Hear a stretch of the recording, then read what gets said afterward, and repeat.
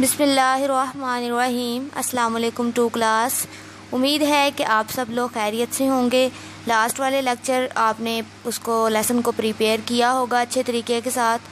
अब नेक्स्ट जो है मज़ामीन कंप्लीट करने के बाद, ख़त्म करने के बाद, उनको याद करने के बाद अब हम अपनी दरख्वास्तें शुरू करेंगे। ठीक है, दरख्वास्तें अब हमने स्टार्ट करनी है।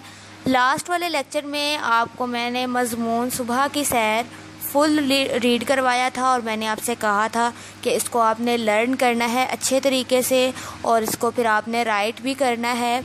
अब हम अपनी दरख्वास्तें जो हैं उनको शुरू करने लगे हैं। दरख्वास्त लिखने का तरीका आपने अच्छी तरह से गौर से इस लेक्चर को सुनना है, ठीक है, ताकि आपको दरख्वास्त जो है वो लिखने का तरीका आ जाए। क्योंकि अगर दरख्वास्त के अंदर अगर एक भी गलती हो जाती है तो आपके नंबर जो है वो रिडक्ट हो जाते हैं। सबसे पहले शुरू करते हैं जी, आपकी बीमारी की दरख्वास्त है। ये बीमारी की दरख्वास्त कैसे लिखनी है?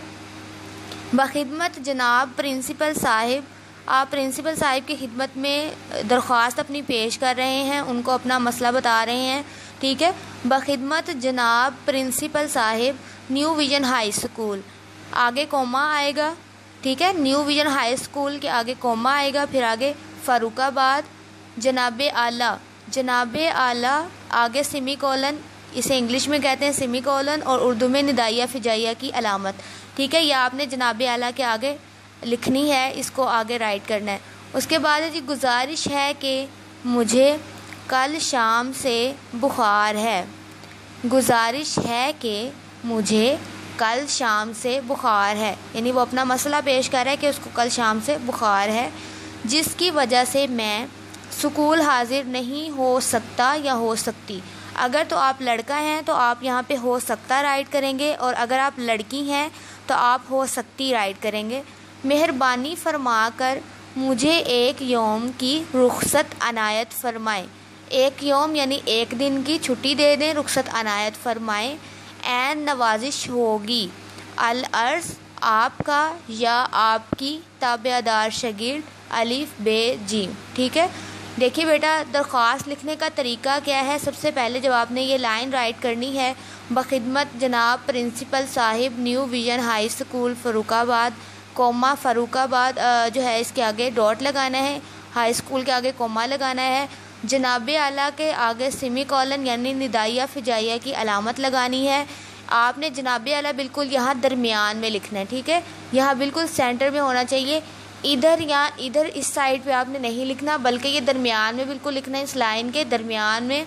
ठीक है, आगे आपने यहाँ से लाइन स्टार्ट करनी है, यहाँ से लाइन नहीं स्टार्ट कर देनी कि यहाँ से ये जनाबे वाला लिखा है तो यहाँ से आप शुरू कर दें, नहीं, यहाँ से आपने बिल्कुल लाइन के शुरू से इसको स्टार्ट करना है, नीचे वाली लाइन से। गुजारिश है कि मुझे कल शाम से बुखार है, जिसकी वजह से मैं स्कूल हाजिर नहीं हो सकती या हो सकता। मेहरबानी फरमा कर मुझे एक यौम की रुखसत अनायत फरमाएँ। आगे लगा देनी है, ऐन नवाजिश होगी अल अर्ज़ आपका या आपकी ताबेदार शागिर्द अलिफ बे जीम। देखिए, ऐन नवाजिश होगी, आपने यहाँ आपका जहाँ पे ये लाइन ख़त्म होती है बिल्कुल यहाँ पे ऐन नवाजिश होगी लिखना है। अल अर्ज़ को थोड़ा सा आपने इस साइड पे करके लिखना है और फिर आपका ताबेदार शागिर्द या आपकी ताबेदार शागिर्द यहाँ करके आपने राइट करना है और इसके बिल्कुल नीचे अलिफ बे और जीम इनके दरमियान में ये डैश लगानी है। ठीक है, और ये बीमारी की दरख्वास्त या कोई भी दरख्वास्त लिखने का ये तरीका है। ठीक है, और अगर आपने इस तरीके को ही फॉलो करना है, अगर आपने क्या करना है कि इनमें से कोमा नहीं लगाएंगे या सेमी कॉलन नहीं लगाएंगे तो आपके मार्क्स रिडक्ट हो जाएंगे। ठीक है, वो गलत कंसीडर होगा। तो आपने बिल्कुल ऐसे ही दरख्वास्त लिखनी है जैसे मैंने आपको तरीका बताया है। अल अर्ज़ या ऐन नवाजिश हो को इस तरफ नहीं लिख देना, बिल्कुल इस तरफ लिखना है जहाँ पे ये लाइन ख़त्म होगी, इस साइड पे।